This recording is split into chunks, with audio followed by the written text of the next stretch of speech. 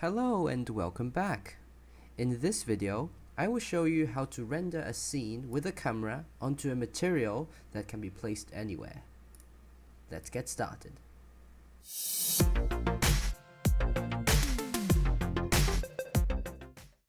the first thing you need to have is to have a Scene Capture 2D.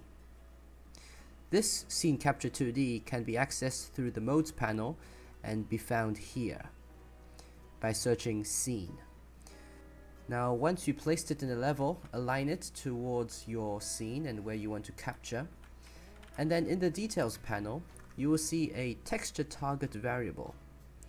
Select the drop down and right on top create a new asset and select Render Target. Now give it a name, and once it's selected as the variable, double click on it and you will see this screen.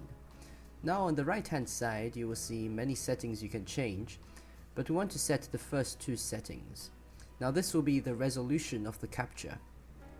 So now it's a 256 by 256, that's quite a low resolution, so it will show up quite pixelated on a large screen. So we will want to change this to something higher, something like 1000. And then we are done here. Now we want to go to the content browser, right click on the render target we just created, then select create material. This will create a material that we can then place on a 3D model, or as in the level, a plane. Now open this material and you can see what it's like. It's like any other regular material, but for the texture we have a texture sample set as the render texture we have created. So we're going to click on apply and then go back to the content browser, and we're going to drag this material onto the plane right here, and you will see straight away it has appeared as the scene that we are now looking at. And this is also live, so any changes will be reflected straight away. And if we play, you can also see that it is working.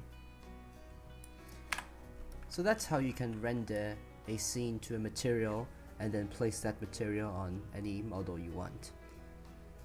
Now as you can see, this camera is also a normal camera. It works where you can change the projection, you can change post-process settings. It works as a normal camera with the added benefit of being able to capture scenes and then sending it to a texture target and in turn to a material. So that's how this works. I hope this video is helpful. If you have any questions, please comment down below, and if you have any suggestions on any future tutorials I should make, please comment as well. Don't forget to like, share, and most of all, please subscribe, and let's see if this video can get 100 likes. And don't forget to check out my Patreon in the link below. See you soon!